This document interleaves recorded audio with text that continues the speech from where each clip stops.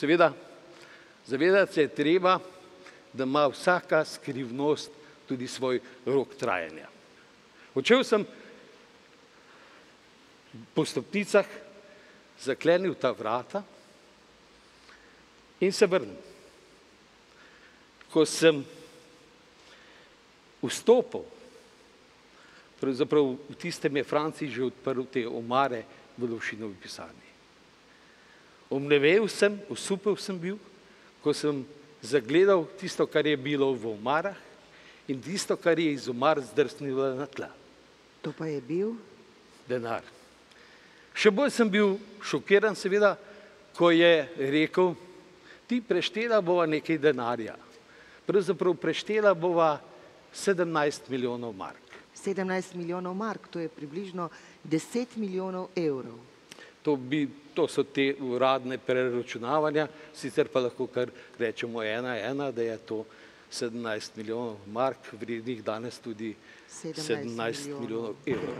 Iz teh drobcev pogovorov v najnem komuniciranju sem doumel, da bo ta kovček z denarjem odnesel nekam v eno izmed avstrijskih bank. Sam? Sam. To takrat ni bil noben problem. Ampak se je bila takrat meja med Avstrijo in Slovenijo strogo nadzorovana? Če so lahko kamioni, šleparji prihajali z orožjem sem, tudi nazaj ni bil problem en kovček z denarjem. Se pravi, da je bilo vse dogovorjeno? Zanesljivo vse dogovorjeno. Se pa mudi, zato ker svet ne čaka. Mi se moramo s svojimi stališči pojaviti. Lahko za kakšen dan, recimo do začetka prihodnega tedna to odložimo, ampak potem odlašati ni več mogoče. Mimo tega bi pa jaz zaradi te afere, ki je v mladini odprta z orožjem, danes predlagal, da mi, takrat je še predsedstvo sprejelo sklep o tisti pomoči Hrvaški in Bosni in Hercegovini, se danes zmenimo, da je to potem sklep, če je potreben tudi moj, glede na to, da sem pač naslednik tega predsedstva, da se stvari ustavijo. In da tudi navzven velja stališče, da Slovenija nikoli ni ne z orožjem, ne z urjenjem vojakov pomagala ne Hrvaški in ne Bosni in Hercegovini. Na tem mestu v magnetogramu piše: vsi začnejo govoriti drug čez drugega. V redu, prosim. Iniciativa, kot veste, moja je bila na srečanju Srednje evropske iniciative v Gradcu, da bi poskušali za rešitev Sarajeva, predvsem dobro, Bosne in Hercegovine tudi, ampak da bi poskušali pridobiti predsednika Busha oziroma ameriško administracijo in vrh Združenih narodov. Jaz vam ne bom cele zgodbe pripovedoval, ker je znana. V Združenih državah smo, kot veste, naleteli na odprta ušesa. Tudi Bush je v svojem sklepnem nagovoru rekel, da so Združene države pripravljene intervenirati, da pa je potrebno narediti koalicijo skupaj z drugimi državami. Približno nekaj takega, kot so takrat naredili za Irak. Mi smo tudi takrat Hrvatom povedali in Bosancom, da delamo to, ker se zavedamo razmer, ki so tam, njihove pozicije in samo po dogovoru in dokler bo šlo. Jaz bi moral potem Izetbegoviću to sporočiti, da malo s tem računa. Alija Izetbegović, takratni predsednik Bosne in Hercegovine. Tu je vprašanje, sedaj je vprašanje tistega helikopterja. Teh stvari jaz ne poznam točno zgodovino vsega tega, samo to sta takrat Izetbegović in Čengić o tem govorila, pa še meni je potem faks poslal, da hoče tisti helikopter. Bosna in Hercegovina je kot garancijo za plačilo orožja v Sloveniji zastavila helikopter vreden 4 milijone dolarjev. Iz tistega ven bi človek potegnil, da bodo iz tega delali problem. Helikopter še danes leti v barvah Slovenske vojske.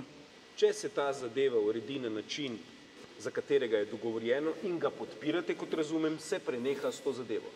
Bosni in Hrvaški se uradna stališča slovenske države, slovenskih državnih organov v javnosti pojasnjujejo kot stališča, da tega Slovenija nikoli ni počela.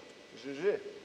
Samo potem smo mi za vsak tak prehod izdali uradni dokument, ker drugače ne gre, ker gre na tone. Ni ga ravno na tone. Čakaj, v glavnem, da so imeli ta dokument in to pride v časopis in je to dokaz, da je to šlo, da se je to dogajalo.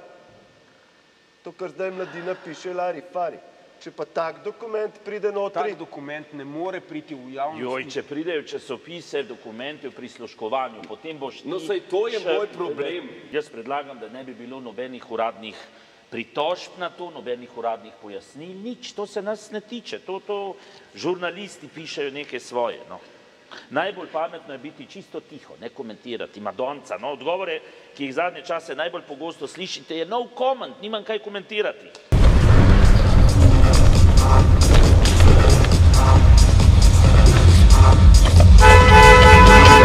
Kretej, umaknem se, kdo ti je dal izpit? Preklet, kurac, njavro, majorček, zafukan, kaj je ti? Kočevrček, majorski, kratkohlačni, pa ti? Kaj se pa gresta, fanta, a? Kaj pa frajarta, prokleta banda hudičeva, proklete barabe, kaj se pa gresta, a? Pizda bosta vidva takole ustavljata. Kako vas pa je, tetke, pičkava materna? Varnostna služba, izstopite iz vozila in počakajte do prihoda preiskovalnega sodnika in tožilca. Umaknite se od avta, jebem ti mater! Prosim, gospod, umirite se. Ugasnite motor in izstopite iz vozila. Halo, interventni skupini vojaške policije, nahajamo se na stranski cesti blizu Agrobara, pridite čim prej. Gospod, prosim, lepo izstopite iz vozila. Umaknite se od avta,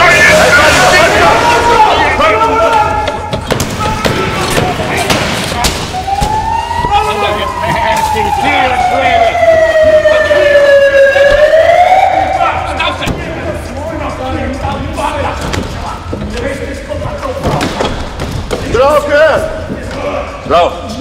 Kaj se pa dogaja? S kje se pa midva poznava? Policijska postaja Vrhunka. Sluga. Točno. Ja, zdaj smo prijeli storilca kaznivega dejanja. Policija je že obveščena o vsem. Ti pa kaj smolnikarja imate? Nič, pospravite za sabo. Ravnokar smo videli drugo različico aretacije, kako so jo med sojenjem opisali obveščevalci VOM-a in vojaški specialci Morrison.